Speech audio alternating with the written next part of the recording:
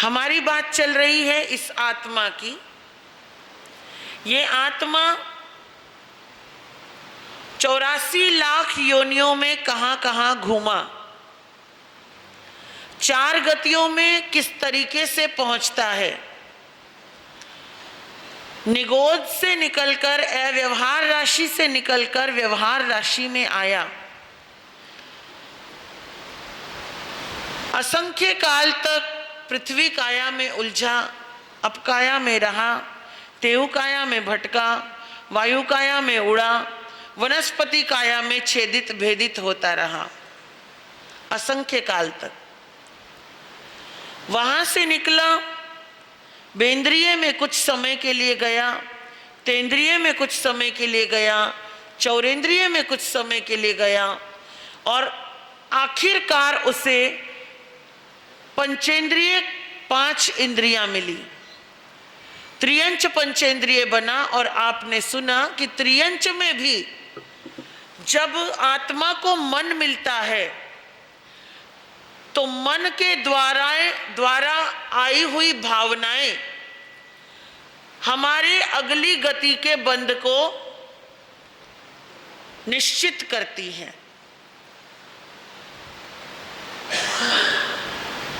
आपने सुमेरु प्रभ हाथी के बारे में सुना कि किस तरीके से अनजाने में, अज्ञात में ही भावनाएं प्रकट हुई। किसके लिए? एक खरगोश के लिए। क्या सोचा? जब मैं आज मरना नहीं चाहता तो ये भी आज मरना नहीं चाहता, ना तो इस आग में और ना ही मेरे द्वारा। ये भी जीना चाहता है, आज मैं भी जीना चाहता हूं, तो आज मैं इसे नहीं मारूंगा। उस बाड़े में इतने पशु पक्षी थे, कोई किसी को कुछ नहीं कह रहा था। क्यों? क्योंकि हर जीव उस दर्द को महसूस कर रहा था जो चारों तरफ लगी हुई आग से सबको बाधित कर रही थी, है ना। और जो वो भावनाएं प्रकट हुई, उन भावनाओं से जो भीतर में मजबूती आई, बेशक वो गिर गया, बेशक वो तड़फता रहा, बेशक उसका अपना नुकसान हुआ, बेशक उसका अपना दर्द प्रकट हुआ, लेकिन उसने अपनी भावनाओं को मोड़ा नहीं। और उस बदौलत वहां से मरकर वो कहाँ गया? राजा के घर में राजकुमार बना और सीधा परमात्मा महावीर के चरणों में वो आत्मा पहुंच गई। कहानी तो कहानी है और सत्य कहानी है, महावीर भगवान द्वारा, गणधरों द्वारा बताई गई कहानी है, हकीकत है ये। परंतु इसके पीछे का मॉरल क्या है? मॉरल है कि आत्मा के भीतर रहा हुआ ज्ञान, आत्मा के भीतर रहा हुआ दर्शन, आत्मा के भीतर रहा हुआ चारित्र या आत्मा के भीतर रही हुई भावनाएं। ज्ञान क्या? ज्ञान मतलब किसी भी प्रकार के सोचने समझने की ताकत, सुन करके उसको समझने की ताकत को ज्ञान कहा जाता है। सुन तो बहुत कुछ रहे हैं, समझ में कितना आ रहा है, और समझ भी गए तो याद में कितना रह रहा है, ये सारे ज्ञान के रूप है। कई बार कह देते हैं ना, इसकी तो बुद्धि बहुत कमजोर है, इसे कुछ याद ही नहीं रहता। कई बार कह देते हैं इसकी निर्णय शक्ति बड़ी कमजोर है, ये किसी भी चीज पर निर्णय ले ही नहीं सकता। कई बार कह देते हैं कि निर्णय तो लेता ही है लेकिन हमेशा गलत निर्णय होता है इसका, है ना, बोलते हैं ना।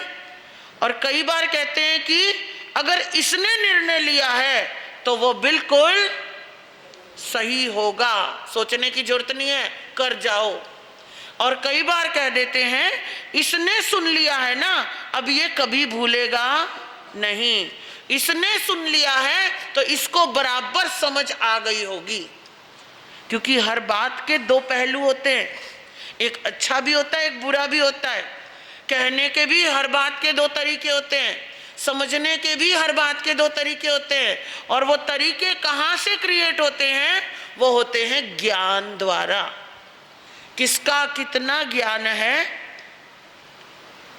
वो आत्मा जितना अपना संयोपशम करती है उतना उसका प्रकट होता चला जाता है। ज्ञान कितने प्रकार के? 5। मति ज्ञान, मति यानी बुद्धि। बुद्धि में भी कई तरह का होता है। एक तो याद करते जाओ करते जाओ करते जाओ करते जाओ, फिर याद हो जाता है, करत करत अभ्यास के जड़मति होत सुजान।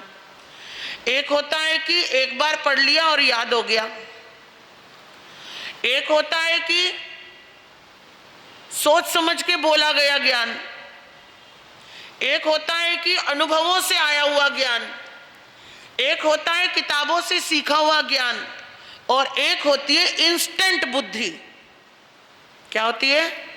कई बच्चों को आपने देखा होगा कि आप कुछ भी उनके सामने प्रश्न डाल दो, वो उसका तुरंत उत्तर दे देंगे और बकायदा बड़े अच्छे लहजे में देंगे, है ना? तो कहते हैं ना कि ये बड़ा बुद्धिमान है, इसको अगर खड़ा कर दो तो कोई हरा नहीं सकता इसको। और नंदी सूत्र में, नंदी जी सूत्र में बुद्धि का ही वर्णन किया गया है। कार्मिकी बुद्धि जो कर्म द्वारा आई गई है, बनाई हुई बुद्धि जो लगातार प्रयास करके बनाई गई है, इंस्टेंट बुद्धि जो अभी हुआ और अभी घटित हुआ, अभी कोई बात हुई और अभी तुरंत आपको हाजिर जवाब, और एक विवेकपूर्ण बुद्धि जो आगे का सोच कर काम करती है। कई तरह की बुद्धि का वर्णन है वहां पर, लेकिन वो सारे किसके रूप हैं? मति ज्ञान के रूप हैं। किसके रूप है? मति ज्ञान के हैं। दूसरा है श्रुत ज्ञान। श्रुत ज्ञान यानी सुन करके आया हुआ ज्ञान, कानों द्वारा सुना गया, आंखों द्वारा पढ़ा गया, कहीं लिखा हुआ है, आपने हमने पढ़ लिया, हमें याद रहा, वो श्रुत ज्ञान है। या कहीं पर हमने सुन लिया। गणधरों को तीर्थंकर परमात्मा बहुत ज्यादा ज्ञान नहीं देते, लेकिन उनकी कैपेसिटी इतनी होती है, हलुकर्मी इतने होते हैं गणधर कि परमात्मा एक शब्द बताते हैं और वो 14 पूर्वों का ज्ञान उनके अंदर समा जाता है। कई कई बच्चे भी आपने देखे होंगे आपके घर के, आप जैसे जैसे करते जाते हो धीरे धीरे आपके नक्शे कदम पे वैसे ही बनते चले जाते हैं, और जो आप कहना चाहते हो वो पहले ही समझ जाते हैं, जो आप करना चाहते हो वो पहले ही कर जाते हैं। कई बच्चे होते हैं ना, और कई बच्चे ऐसे होते हैं कि जिन्हें कहते रहो कहते रहो कहते रहो कहते रहो तो भी वो नहीं करते, या करेंगे भी तो आड़ा टेढ़ा मेढ़ा करेंगे, या करेंगे भी तो अपने हिसाब से करेंगे और उसके लिए भी आर्ग्यूमेंट्स करेंगे। दूसरों का सुनना नहीं, अपनी अकल नहीं। ऐसों को क्या बोलते हैं? अपनी अकल नहीं, दूसरे की लेनी नहीं। लेकिन एक होता है कि अपनी भी अकल है और दूसरे की भी समझ ली, कब कहाँ क्या आवश्यकता है, बोलने की है या चुप रहने की है, समझाने की है या कम शब्दों में बोलने की है। तो जो ये चीजें बराबर समझ में आती हैं वो सारा रूप श्रुत ज्ञान में आता है, और वो भी बहुत विस्तार वाला है। आगे आता है अवधि ज्ञान। तीसरा ज्ञान कौन सा है? अवधि ज्ञान। अवधि ज्ञान यानी कि हम यहां बैठ करके कुछ भी देख सकते हैं, आगरा में कौन से कोने में क्या हो रहा है, भारत में कौन से कोने में क्या हो रहा है, समझ लो हमारे भीतर का कैमरा जनरेट हो जाता है, जो कि पूरे ब्रह्मांड में लग जाता है। हम कहीं पर, उसकी भी सीमा होती है, कोई 1000 योजन देख सकता है, कोई 500 योजन देख सकता है, कोई उससे ज्यादा देख सकता है, कोई महाविद्य तक भी देख सकता है, और कोई पूरे ब्रह्मांड में 14 राज्यों में भी देख पाता है। अवधि ज्ञान की अपनी सीमा होती है। चौथा है मन पर्यवज्ञान। देखना ठीक है, क्या कहां क्या हो रहा है, विजुअलिटी, लेकिन कुछ जैसे कि जहां हो रहा है वहां भी कोई ना कोई तो कर रहा होगा, मनुष्य ही कर रहा है या पशु पक्षी कर रहा है। जहां पर पंचेंद्रिय कर रहे हैं, उन पंचेंद्रियों के करने में भी दो बातें होती हैं। आप और मैं अगर कुछ कर रहे हैं, कुछ बोल रहे हैं, तो हमारे भी अंदर दो बातें चल रही होती हैं। एक तो भीतर में कोई विचार चल रहा है, लेकिन हम प्रकट में कुछ और बोल रहे हैं, होता है ना। अंदर में किसी के लिए गुस्सा है, लेकिन हम उससे बड़े प्यार से मिल रहे होते हैं, बोल रहे होते हैं। अंदर में किसी के लिए बहुत प्रेम है, लेकिन हम सामने वाले को डांट रहे होते हैं, उल्टा होता है ना। तो वो क्या है, भीतर में रहा हुआ विचार, जो भीतर में विचार चल रहे हैं, वो मन पर्यव ज्ञान द्वारा देखे जाते हैं। जिन्हें मन पर्यव ज्ञान होता है, मन यानी भीतर में जो चल रहा है, मन में जो चल रहा है, वो जो देख पा रहे हैं, वो मन पर्यव ज्ञान की बदौलत देख पा रहे हैं। और उसके बाद आखिरी ज्ञान आता है, कौन सा? केवल ज्ञान। केवल ज्ञान यानी संपूर्ण ज्ञान, संपूर्ण ज्ञान, जिससे कोई भी बात अछूती नहीं। बेशक वो प्रकट नहीं करते, लेकिन उन्हें दिख सब कुछ रहा होता है। अगर वो उपयोग लगाएं तो उनके सामने जहां कहीं की भी, चाहे मन के भीतर की हो चाहे बाहर की हो, सूक्ष्म हो या बादर हो, पर्याप्त हो या अपर्याप्त हो, निगोद तक के जीवों को भी वो देख लेते हैं। उन्हें क्या कहते हैं? जिन्हें केवल्य प्राप्त होता है उन्हें क्या कहते हैं? फिर उन्हें फिर अरिहंत कहते हैं, है ना। उन्हें अरिहंत कहते हैं। तीर्थंकर तो केवल 24 होते हैं। तीर्थंकर कौन? जो केवल संघ की रचना करते हैं, मालिक कहलाते हैं, तीर्थ की स्थापना करते हैं। लेकिन अरिहंत कौन? जो केवल ज्ञान प्राप्त कर चुके हैं, ऐसे अनंत अनंत केवली अरिहंत रूप बन जाते हैं। तो कहने का अभिप्राय कि ज्ञान के जो ये 5 रूप हैं, वो ज्ञान के 5 रूप में आप और हम किस जगह पे हैं, बता सकते हो? ज्ञान के जो 5 रूप मैंने बताए, मति, श्रुति, अवधि, मन पर्यव और केवल, इन 5 में हमारे पास क्या है, बता सकते हो? बता सकते हो हमारे पास क्या है? हमारे पास क्या है? मति और श्रुति, अंदर बुद्धि, और थोड़ा और जो सुन रहे हैं वो। लेकिन वो भी पूरा नहीं है। वो कितना है हमारे पास? पंचम काल में हमारे पास कितना है? सुई की नोक के बराबर भी नहीं है। सुई होती है ना, सुई की नोक के बराबर भी हमारे अंदर नहीं है। ना आपके अंदर है, ना मेरे अंदर है, और पंचम काल में छदमस्त में किसी में भी नहीं हो सकता। फिर वो कितने भी ज्ञानी बन जाएं, कितने भी साधक हो जाएं, कितने भी तपस्वी हो जाएं, हाँ निर्मल बुद्धि हो सकती है। आगम पढ़कर, भगवान पर श्रद्धा करके, भक्ति करके बुद्धि निर्मल होती जाती है, होती जाती है। वो ज्ञान प्रकट कर सकते हैं, लेकिन इस जम्बूद्वीप में नहीं। उसके लिए हमें कहाँ जाना पड़ेगा? महाविद्य जाना पड़ेगा। महाविद्य जाकर हमें संपूर्ण मति ज्ञान मिल सकता है, आज भी मिल सकता है, लेकिन उतनी करनी पड़ेगी। लेकिन आज की डेट में हमारे पास मति ज्ञान और श्रुत ज्ञान कितना है? सुई की नोक के बराबर, समझ लो, समझने के लिए है, उतना भी नहीं है। और वो क्यों लुप्त हुआ? क्यों लुप्त हो रहा है? कर्म की बदौलत, कर्म की बदौलत। क्योंकि हमारे कर्म ही इतने भारी है हमारे ऊपर कि हम जो है उतना ज्ञान का अधिकारी बन नहीं पाते। लेकिन हाँ, बनते हैं बहुत से लोग जो रोजाना नित्य प्रतिदिन स्वाध्याय करते हैं, चिंतन करते हैं, मनन करते हैं, अपनी भावनाओं को पहचान करके उन पर कंट्रोल करना सीखते हैं, अपने विचारों पर कंट्रोल करना सीखते हैं, तो ऐसे व्यक्तियों की, फिर वो साधु हो या गृहस्थी हो, उससे कोई फर्क नहीं पड़ता। जो अपने भीतर को झांकना शुरू करते हैं और जिनकी भावनाएं निर्मल से निर्मल से निर्मल से निर्मलतर होती जाती हैं, वो जाकर के एक ना एक दिन अपने ज्ञान को मजबूती से पकड़ पाते हैं। अब देखिए, भगवान ने कहा चतारी परमंगाणी दुल्हाणी जंतुनो।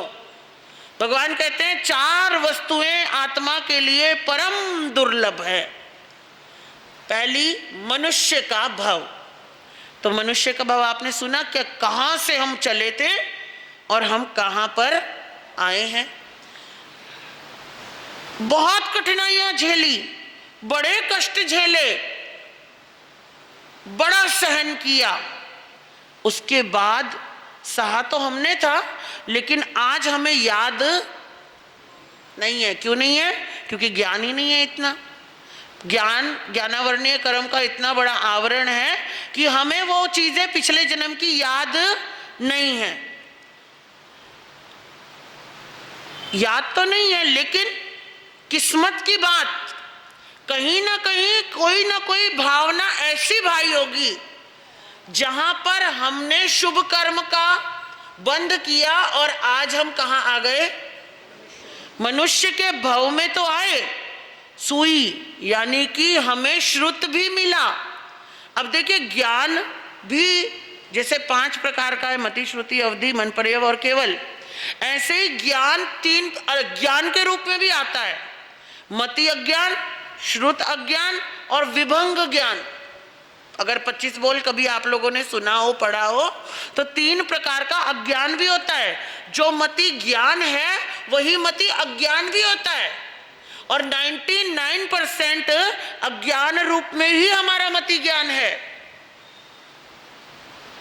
अभी 99%, 1% कहीं ना कहीं शुद्ध ज्ञान है, क्योंकि वो किस्मत हमें कहां ले आई है? जैन कुल में ले आई है। कहां ले आई है? हमने कोई पुरुषार्थ किया होगा, कोई भावना भाई होगी, कहीं हम त्रियंच में रहे होंगे, कहीं हम किसी और त्रियंच में ही रहे होंगे, चाहे वो हम जलचर होंगे, चाहे थलचर होंगे, चाहे खेचर होंगे, चाहे सारी सर्प होंगे, चाहे कोई भी होंगे, भुजपुर होंगे, उरपुर होंगे। समझ रहे हो ना? जलचर थलचर किसको बोलते हैं, समझ रहे हो? जलचर जो जल में चले, मच्छ, कच्छ, मगर, गाहा। थलचर कौन? थलचर कौन? थलचर स्थल किसको बोलते हैं? जमीन को बोलते हैं, है ना? स्थल को मोटी भाषा में थल बोल देते हैं। थलचर कौन? जो जमीन पर रहने वाले जितने भी जीव जंतु जानवर हैं। खेचर कौन? खे आकाश को बोलते हैं, खेचर नभ को बोलते हैं, आकाश को बोलते हैं। जो उड़ते हैं पंछी, परिंदे, बड़े से बड़े, छोटे से छोटे, जिनके पंख हैं। उरपुर कौन? जो छाती के बल चलते हैं। कैसे? सांप, है ना? सांप छाती के बल चलते हैं ना, पेट के बल चलते हैं। भुजपुर कौन? जो भुजाओं के बल चलते हैं। कौन? आ रहा है कुछ ख्याल? छिपकलियां, मगरमच्छ, ऐसे जो जीव जंतु है जिनके हाथ पांव काम कर रहे हैं, जो चल रहे हैं, हाथ पांव से ही चल रहे हैं, उन्हें क्या बोलते हैं? भुजपुर, भुजाओं से जो चलते हैं। तो ये जीव जंतुओं के प्रकार है त्रियंच में। वहां हम कहीं रहे होंगे, वहां हमारी कोई भावना आई होगी। आपने कभी कभी देखा होगा किसी किसी के घर में कबूतर आने लगते हैं। हमारे भी जीवन में इंसिडेंस पड़ा था। एक छोटा सा कबूतर बचा करके लाए थे और उसे वहाँ स्थानक में रखा, और वो कबूतर ऐसा हो गया, थोड़ा बच गया, जिंदा रहा, और जब जब भजन चलता था, प्रवचन चलता था, वो बराबर आकर के खिड़की में बैठ जाता था, सुनता था, और जैसे ही खत्म हुआ उससे पहले वो फुर्र होके निकल जाता था। कभी कभी ऐसे ऐसे कुत्ते मिले हैं कि जो प्रवचन के टाइम बराबर अंदर आते हैं, बैठते हैं, सुनते हैं और चले जाते हैं। कभी कभी राह चलते आपको कोई एक्सीडेंटल पशु पक्षी मिलते हैं और आप उनको नौकार सुना देते हो, मंगल पाठ सुना देते हो, प्रायश्चित करा देते हो, या आप उनको भावना दे देते हो, क्योंकि वो सुनते भी है, समझते भी हैं। और उसके बाद क्या होता है कि वो धर्म में कुछ पल के लिए आते हैं और उसी समय उनकी गति बदल जाती है। तो हम भी कहीं वहां होंगे और हमारी भावनाएं बदली और हमने शायद किसी गुरु के दर्शन किए, किसी परमात्मा के दर्शन किए, किसी मंदिर की चौखट पे बैठे कोई सत्संग सुना, कोई भजन सुना, कोई भक्ति करी, किसी को करते देखकर मन में विचार आया पल भर के लिए, मैं परमात्मा मुझे भी मौका मिले मैं भी करूं, और हमारी गति बदली और हम मनुष्य भाव में आए। और मनुष्य भाव में आए तो हम कहाँ आ गए? जैन कुल में आ गए। जैन कुल में आए, गति बंध अलग है, गोत्र बंध अलग है। गोत्र अपने अपने कर्म अनुसार किया होगा, गति अपने अपने भावना अनुसार बांधी है। अब जब हम मनुष्य भाव में आए और जिन कुल भी मिल गया, जैन कौन होता है बता सकते हो? जैन कौन होता है? जैन किसको बोलते हैं? जैन धर्म क्या है? चलो फिर जैन धर्म को मानने वाले बता रहे हो, तो जैन धर्म क्या है? हाँ जी, एक एक जना बोलो। आप बोलो मनीष भैया, जैन धर्म क्या है? मानने वाले तो ठीक है, जब आप किसी चीज को मान रहे हो तो पता होगा ना क्या मान रहे हो। या बस जैन कुल में पैदा हो गए, जैन नेम प्लेट मिल गई हमको, हमारा सरनेम जैन है तो हम जैन हो गए। अहिंसा को मानने वाले और संयम आराधना करने वाले और धर्म भावना रखने वाले, विनय भावना। अच्छा, तो जैन क्या है? एक्चुअली में जैन क्या है? धर्म है? जाति है? जाति नहीं है, धर्म है। किसने बनाया? नहीं, भगवान महावीर के समय तो जैन शब्द ही नहीं था। आपको पता है? आपको पता ही नहीं। अब मेरी सुनो, बस हो गया आपका डिस्कशन। आपको मालूम ही नहीं, आप तो बस सुनी सुनाई बातों को आगे आगे परोसते जा रहे हैं। हम सब परम गुरु आपके पास थे, कैसे बताया? 250 साल पहले आप तो थे नहीं यार रवि भैया, सुनते हुए आ रहे। मैं यही तो बोल रही हूँ, जो किसी ने बताया आप आगे आगे, आपके परदादा, आपके दादा, फिर आपके पिताजी, वो जैसा बताते गए आप सुनते गए। उन्होंने कहा हम जैन हैं, आपने मान लिया हम जैन हैं। कौन होता है जैन? क्या होता है जैन? आपने सोच लिया हमारी जाति ही अब जैन है, हमारा धर्म ही अब जैन है। लेकिन आपको बता दूं, जैन ना कोई धर्म है, ना कोई जाति है, ना कोई परंपरा है। जैन एक विचारधारा है। किसकी विचारधारा है? तो तीर्थंकरों की विचारधारा है। किसकी? आप सबके लिए सुनने योग्य चीजें हैं और समझने योग्य और आगे बताने के लिए भी। अंकित भैया और बाजू में बैठा है सचिन भैया, सचिन ही है ना नाम? तेरा नाम याद हो गया मुझे, देख ले, बड़ी जल्दी हो गया। सुनने वाली बात है, समझने वाली बात है। आगे अपने बच्चों को जरूर बताना किसी दिन बैठकर, है ना, अपनी जाकर घर में पत्नी को बताना, अपनी बहनों को बताना कि आज तक हम सुनते आए हैं कि जैन क्या होता है? धर्म होता है, जैन धर्म, जैन धर्म, जैन धर्म की जय। जैन धर्म नहीं है, जैन एक विचारधारा है, एक फिलॉसफी है जो कि तीर्थंकरों ने बनाई थी, उनके माइंड की है, उनके माइंड की है वो विचारधारा कि कैसे जीवन को जिया जाए, जीवन को कैसे जीना आना चाहिए। जीवन बदलने का नाम है जिन धर्म। क्या है वो? जिन था, जैन नहीं। जैन शब्द तो अंग्रेजों ने लाया है, उन्हें जिन नहीं बोलना आता था, जैन बोलते थे। उनके शब्दों में प्रोनाउंसिएशन की कमी होती थी तो जैन बोलने लग गए। ये अभी 100-200 साल से जैन जैन चिल्लाने लग गए, उससे पहले कोई जैन नहीं था। 200-300 साल पहले भी आप अगर किताबें उठाओ तो कहीं भी जैन धर्म शब्द आएगा ही नहीं। जिन धर्म उपासक, परमात्मा ने तीर्थ की स्थापना की। साधु, साध्वी, श्रावक, श्राविका, 4 लोगों को एक दायरे में बांधा। और किस लिए? क्योंकि ये हमारा धर्म बड़ा फ्लेक्सिबल है। आप किसी भी रूप में, कहीं भी रूप में, कहीं भी बैठकर परमात्मा बन सकते हो।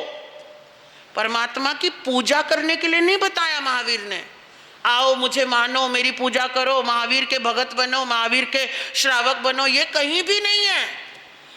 परमात्मा ने कहा उठो, जानो, समझो, परखो, स्वयं को बदलो, क्योंकि अप्पा सो परमप्पा, आत्मा ही परमात्मा है। परमात्मा कब बनेगी? जब आप खुद से जागोगे, क्योंकि ये यात्रा मेरी है, किसी और की नहीं। तो जैन कोई धर्म नहीं है, जैन कोई जाति नहीं है। बहुत लोग बोलते हैं हम असली जैन हैं, और बहुत लोग बोलते हैं तुम नकली जैन हो। हम पहले से बने बनाए हैं, तुम्हें बाद में बनाया गया। हम ओसवाल जैन हैं, तुम तो अग्रवाल जैन हो, तुम पोरवाल जैन हो, तुम पालीवाल जैन हो, तुम वीरवाल जैन हो, तुम तो जैन नहीं हो भाई। बहुत बार लोग हमारे सामने भी आते हैं, 2 लोगों को साथ लाते हैं, समझ लो कोई नॉन जैन आया है, तो बोलता है वो मैं तो जैन हूं, ये जैन नहीं है। अरे भला हो तेरा, तू जैन कहां से बन गया भाई? बता मेरे को, जैन बनने की क्या पराकाष्ठा है? जैन बनने की क्या ऐसे नियम हैं जो आप पालन कर रहे हो? परमात्मा ने कहा अहिंसा में रहो। क्या रहते हो अहिंसा में? रहते हो? बड़े बड़े जीवों को नहीं मारते, माना बहुत बड़ा काम नहीं कर रहे हो आप, बड़े बड़े जीवों को नहीं मारते, छोटे जीवों को बचाते हो? कभी सोचा है कभी? यहां बैठ कर के जितनी देर बैठते हो ठीक है, सावध्य योगों से बच रहे हो, लेकिन वो तो 24 घंटे की प्रक्रिया है, भीतर की 24 घंटे की प्रक्रिया है। यहां से बाहर जाते ही, चप्पल पहनते ही, क्या आपको धर्म याद आता है? क्या आपको विवेक याद आता है? क्या आपको संतों की बात समझ में आती है कि बाहर जाते ही मुझे पाँव कैसे जमीन पे रखना है, नीचे नजरें रखनी है कि नहीं रखनी है? मुंह तो ऊपर रहता है हमारा, पैर के नीचे गिंडोया आ रहा है, कोई कुछ भी आ रहा है, चींटियां आ रही हैं, मकोड़े आ रहे हैं, 2 व्हीलर चला रहे हैं, भुर्र करके गाड़ी चला रहे हैं, फुर्र करके, कोई कुत्ता आ रहा है, कोई बिल्ली आ रही है, कोई सांप आ रहा है, अचानक टकरा जाए और आपका ध्यान चला जाए, ओहो कर दोगे, मिच्छामी दुक्कड़म कर दोगे, बात खत्म।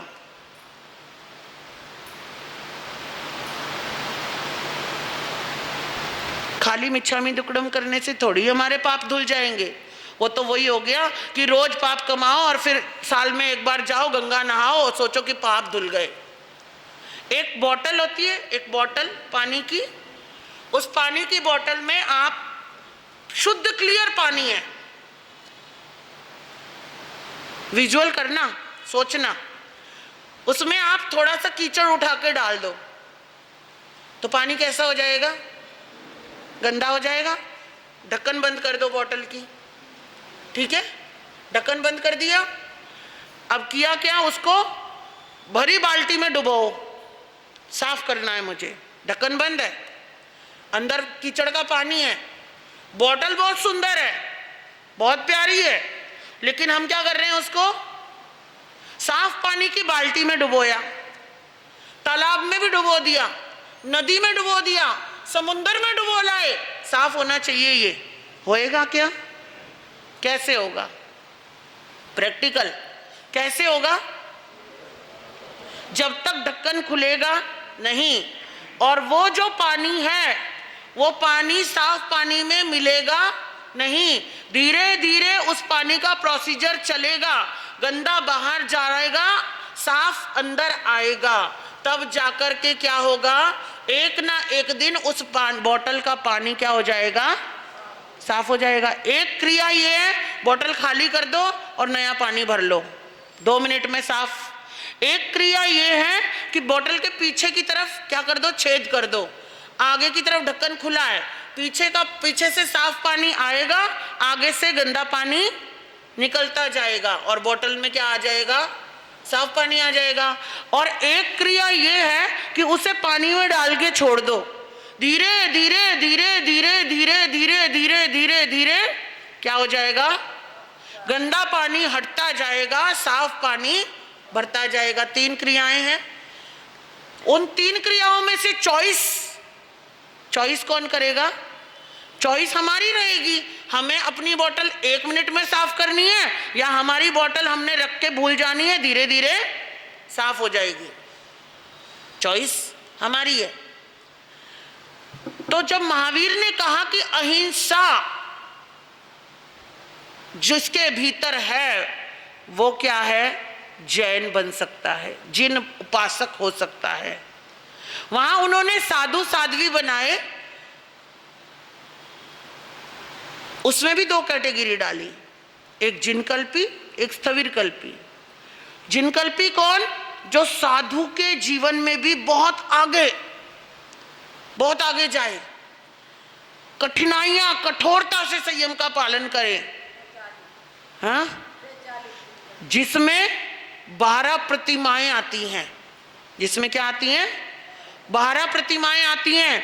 और प्रतिमाधारी साधु कौन होता है ये आप कल आइए और फिर मैं आपको बताऊंगी, क्योंकि आपका समय हो गया।